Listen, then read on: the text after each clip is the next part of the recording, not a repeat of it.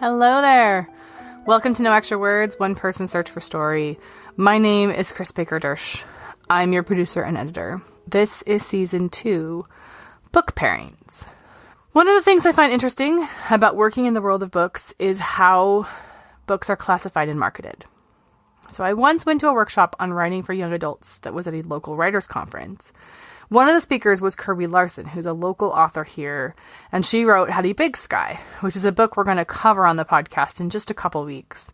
Kirby told us in this workshop that the biggest thing a writer should do is write their best book and not think too much about the target demographic, at least not think in terms of how publishers are going to define their market in terms of age. When she was writing Hattie, Kirby really thought she was writing a children's book. It was only later, in conversations with her editors and publishers, that she learned that her book fit better into the young adult category.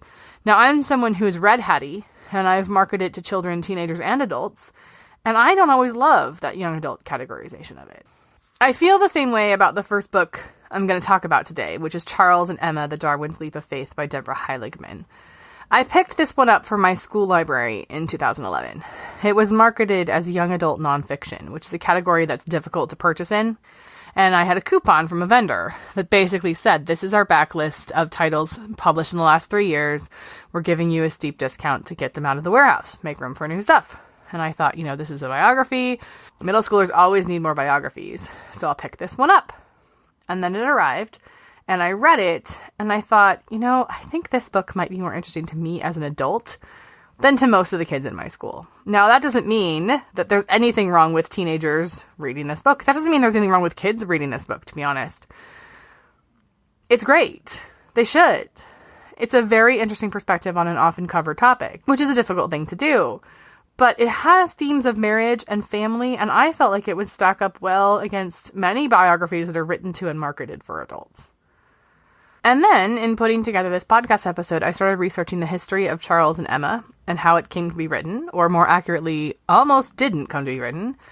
And the story just got more interesting. Deborah Heiligman almost didn't write this book. In fact, she almost didn't write this book a couple of times. She has described it as, quote, deeply personal, and she dedicated it to her husband, Jonathan Weiner, who wrote a Pulitzer Prize-winning biography of Charles Darwin. Deborah Heiligman said that when she was first presented with the idea for Charles and Emma, she really didn't write it. She thought of it as his topic. That's Jonathan's world. But she, given her background, was able to view Darwin through an entirely different lens, to take this view on Darwin and religion and Darwin's relationship with religion as told through his marriage. The publishers weren't interested, though, and book proposals on this got rejected, and the project got shelved. And only after she signed with a new agent who pushed her to do it did she finally tackle this project. I'm pretty sure Deborah Heiligman is really the only one that could have written this book. Deborah Heiligman studied religion at Brown University. In 2012, she gave an interview to their alumni magazine, and that link is in the show notes, in which she described her journey with religion. When she told her parents she was going to study religion, the response she got was that she should not become a rabbi or the wife of a rabbi. So like any good college student, her whole religious studies background in the first place was really a rebellion against her parents. After finishing at Brown, she met Jonathan Weiner. This is before he was writing on Darwin. But even then, he was a person who was looking at the world through the eye of science, and she was looking at it through the eye of religion. Deborah told the Brown Alumni magazine that she didn't really understand herself the similarities between the Darwin story and her own until after the book was published, when she reflected on its one-liner, which is it really matters who you marry. Sometimes you choose a book's topic, sometimes it chooses you. In Darwin's case, as the book reveals, he was struggling with his faith before he even met Emma Wedgwood in 1838. This kind of came a little bit out of nowhere, because if he wasn't going to become a scientist, he was probably going to actually become a country parson. But his interest in science led him in a different direction and led him towards these doubts. And he confessed these doubts to his father. His father assured him the doubts were totally normal, that he, the father, actually even shared them, but suggested that Darwin not tell his future wife about these doubts once he found her. This was, of course, for her own protection and the protection of the marriage. When Charles met Emma Wedgwood, he completely ignored his father's advice. They went into that marriage knowing there was this difference between them. And Emma spent their marriage worried about his eternal soul, but they loved each other, and she was devoted to him, and she even helped him with some crucial edits to his major work, which is, of course, On the Origin of Species. In 2011, this story rang very real to me. I am, a churchgoer, a person of faith, and I'm married to a man who would describe himself as agnostic. We decided on our 4th date that we were not going to try to convert each other. And that has been our arrangement ever since. It's been 10 years since that conversation.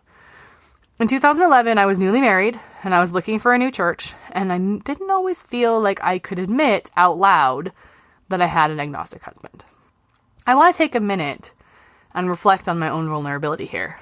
Because I just spoke openly about my faith. I just spoke openly about my husband's lack of faith, or at least his lack of religion. And I feel like in this time and in this place and in this culture, those are brave statements to make. To say out loud that I'm a Christian, a churchgoer, a person of faith, fill in your noun here, opens me up to a lot of stereotypes about religious people. The same is true when someone states openly that they don't have faith. There's this chasm in our society right now between the faithful and the unfaithful, and between the various religions and denominations. It's not the same as it was in Darwin's time, but it's definitely there. This book, this part of the Darwin story, it's important to our time. I have lived this dissonance in my own life, and I have met many people, Christian and otherwise, who don't understand how a marriage like mine can work. The Darwins became a great role model to me. And all I can say is, well, my husband would probably not like to hear this. I feel like I can have better conversations on faith and theology with my agnostic husband than I do with many religious people in my life. And I wonder, after reading this book, if Charles and Emma ever felt the same way. So the book chronicles their relationship that changed when their daughter Annie died. They went through that loss, and it forced them both to kind of come to terms with eternity and faith and what that looks like. And they didn't do it in the same way, and they didn't come to the same answer. But this tragedy brought them closer, as tragedies often do. And you see them both struggling with and eventually making their peace. I didn't think of Darwin as a family man before reading this book. Really, I didn't think of Darwin's personal life at all. But that's what Charles and Emma does. It takes this well-known man of science, and this great man of science, and puts him into a love story. It's a completely factual and incredibly well-researched love story, but it's a beautiful one. Deborah Heiligman said at some point that she wanted to put love story into the title of this book, but the publishers didn't do it. And she was very proud when the book was listed on a list of top romance titles for teens. So it's an interesting choice for Valentine's Day week, which is what this is, but it's a love story. And it's framed as a love story. That's the thing that makes this book different than any other book on Darwin, is the lens through which his life is viewed. Have you ever seen footage from movie sets on location and looked at what the shooting of a movie looks like? You might see a movie director hold up their hands in a rectangle and scan the area looking through that rectangle. And what they're doing is they're framing their shot. Because directing a movie is deciding what you see, and it's also deciding what you don't see. It's deciding what the focus is on. Directors are artists, and they do this. And so do other artists. Photographers do it. Painters do it. Sculptors do it. And it turns out, writers do it too. I have no doubt that Charles and Emma was a difficult book to write. In a 2009 interview, Deborah Heiligman said about it, quote, "You just have to find a way to tell the story that is yours," unquote.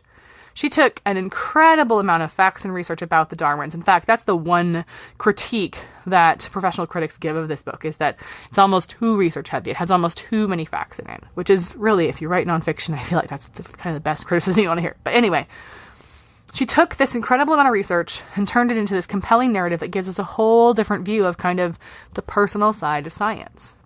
And that idea, that concept of framing a story, takes me to the second book I'm looking at in this episode, which is a picture book, Nothing Ever Happens on 90th Street by Roni Schotter. Now, you might reasonably ask, why does this book live with Charles and Emma? And the answer is because both Deborah Heiligman as a storyteller and Roni Schotter's main character, whose name is Ava, are showing us how to write a good story. Ava's neighborhood on 90th Street is beautifully and vibrantly drawn here. As is true with most picture books, I can't really go into the visuals on the podcast of how cool it is. have to kind of focus on the writing because that's what I can tell you about.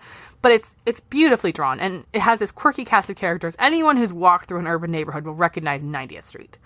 Ava has been assigned to write a story, but the trouble is nothing ever happens here. Ava's about to learn that story happens everywhere if you are just looking for it. Ava's struggle came back to me when I started reading online reviews of Charles and Emma to prep for this episode. One critique I heard again and again and again was the book didn't live up to its premise of solving this problem of religion versus science. The story's not really happening here, is what I was reading.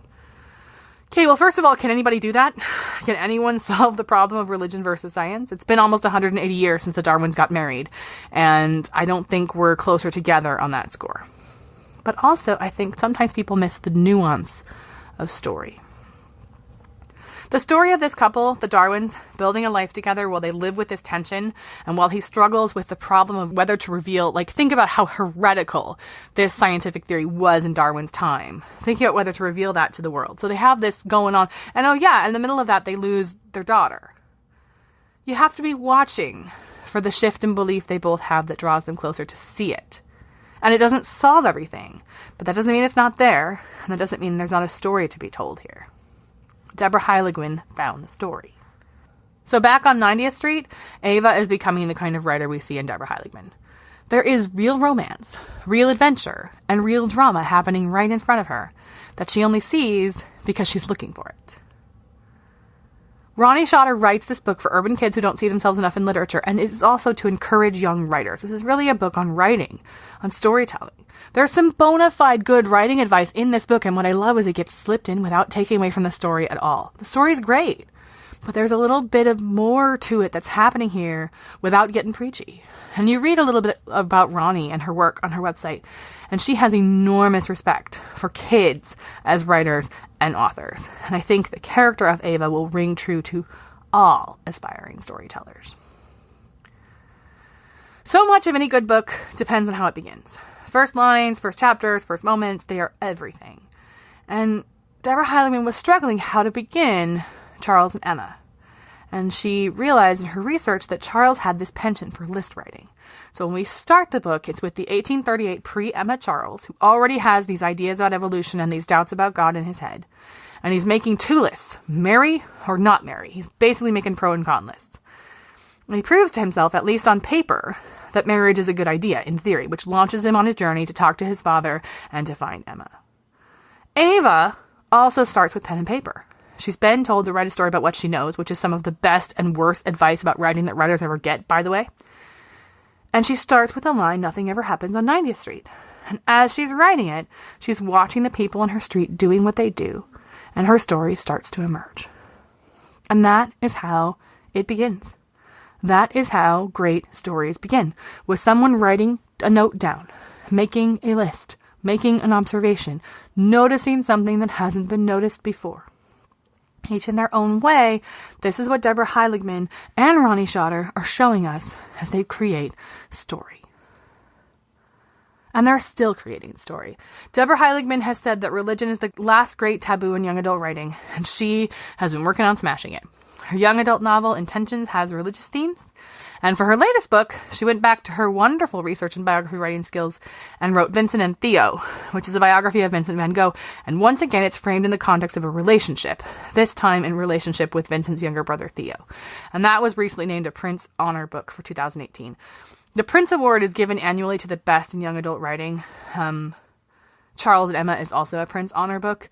If you don't know anything about the Prince, think of it as the young adult version of the Newbery Award. As for Roni Schotter, she is the author of over 30 books for kids, including books on Jewish holidays, this delightful one on grandmas. She's truly a celebrator of story. As one of Ava's neighbors tells her in Nothing Ever Happens on 90th Street, quote, "Try to find the poetry in your pudding. There's always a new way with old words," unquote. I hope you enjoyed this book pairing. If you liked it, please share it with a friend. And if you would like to hear more, I hope you will subscribe to the show on Apple Podcasts. That's that purple thing in your phone, formerly known as iTunes, Spotify, YouTube, Google Play Music, or wherever you get your podcasts. I like making book friends over on Goodreads, where I am goodreads.com/noextrawords. And while this particular episode, unlike the last couple, didn't have a long list of books that I talked about in context, I am still building content over there. I'm adding new books that are going to be featured on upcoming episodes, all of that. I also talk bookish things at No Extra Words on Instagram, and I have been known to tweet at No Extra Words as well. Next weekend, I am headed to an unconference on children's literature. And as such, I'm going to take a swing at some classic children's lit. So that Friday, should be on Friday, we are going to talk about The Velveteen Rabbit by Marjorie Williams Bianco and The Miraculous Journey of Edward Tulane by Kate D. Camillo. Reading along is never required, but once again, if you want to, the books for this week are both children's books, so they're both pretty short. In the meantime, for show notes and other delightfulness, please visit us at noextrawords.wordpress.com, and I will see you next week.